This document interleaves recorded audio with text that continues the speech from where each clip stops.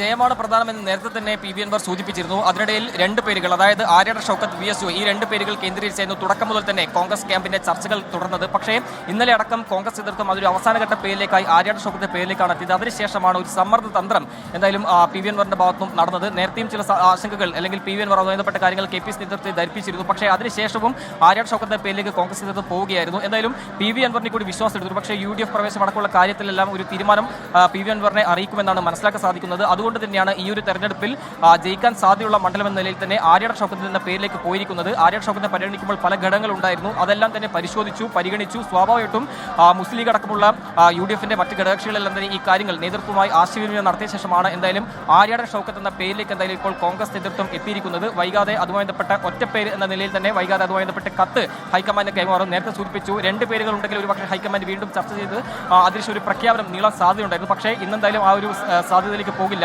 നമ്മൾ മനസ്സിലാക്കുന്ന പ്രകാരമാണെങ്കിൽ V S ജോയെ ഇതുമായി ബന്ധപ്പെട്ട കാര്യങ്ങൾ അറിയിച്ചിട്ടുണ്ടെന്നാണ് അറിയാൻ സാധിക്കുന്നത്. എന്തായാലും ഹൈക്കമാൻഡിന്റെ ഭാഗത്തും വൈകാതെ ഒരു പ്രഖ്യാപനത്തിന് പ്രതീക്ഷ ഒരുപക്ഷേ ഇന്ന് രാത്രിയോടുകൂടി തന്നെ ആ പ്രഖ്യാപനം പ്രതീക്ഷിക്കുന്നുണ്ട്.